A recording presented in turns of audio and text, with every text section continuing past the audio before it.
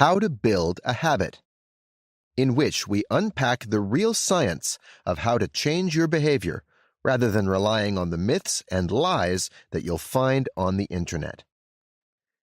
The change of behavior at the heart of what this book is about is this: a little more asking people questions and a little less telling people what to do. But simple doesn't mean easy, and theory's no good if you don't know how to put it into practice. So before we look at what to change, we need to understand how to change. You already know it's hard to change old ways of behaving, however good your intentions. Or is it just me who has sworn not to check email first thing in the morning and nonetheless found myself in the wee small hours, my face lit by that pale screen glow? Intended to find inner peace through the discipline of meditation, yet couldn't find 5 minutes to just sit and breathe.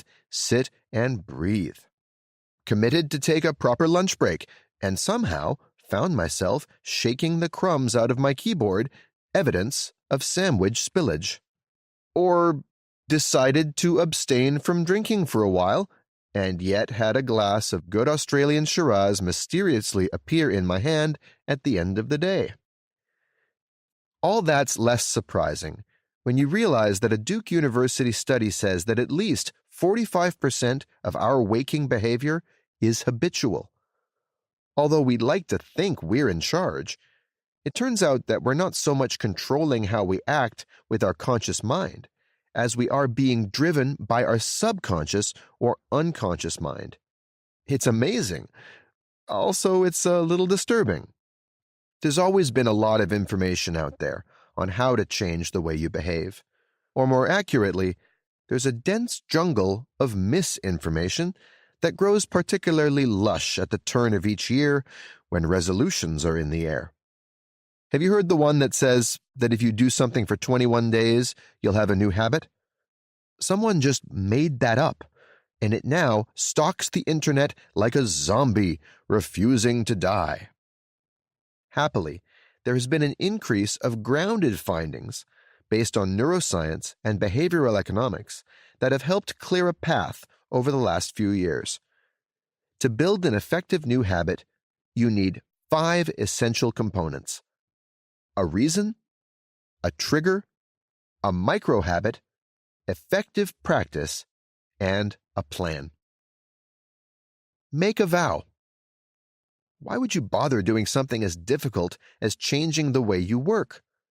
You need to get clear on the payoff for changing something as familiar and efficient, not the same of course as effective, as an old behavior. Getting clear doesn't mean imagining success, funnily enough. Research shows that if you spend too much time imagining the outcome, you're less motivated to actually do the work to get there. Leo Babauta frames a helpful way of connecting to the big picture in his book, Zen Habits: Mastering the Art of Change. He talks about making a vow that's connected to serving others. Leo gave up smoking as a commitment to his wife and newborn daughter. So think less about what your habit can do for you and more about how this new habit will help a person or people you care about. Figure your trigger. One key insight from reading Charles Duhigg's book, The Power of Habit, is this: if you don't know what triggers the old behavior, you'll never change it because you'll already be doing it before you know it. The more specific you can be when defining your trigger moment, the more useful a piece of data it is. As an example, at the team meeting becomes more usable when it's when I'm asked to check in at the team meeting, and becomes even more usable when it's when Jenny asks me for feedback on her idea in the team meeting. With that degree of specificity, you have the starting point for building a strong new habit.